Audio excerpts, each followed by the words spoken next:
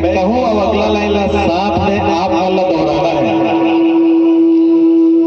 एक लाइन मैं बोलूं माया हो गिरे तो संग आप सब ला बोलना है, ठीक है? माया हो गिरे, आवाज मजा नहीं, ऐसा थोड़ी ना मगर के आवाज है जी। उपेश बघेल के घर तक जाना चाहिए तब तो मजा ही आता, एक बार जोरदार होना चाहिए।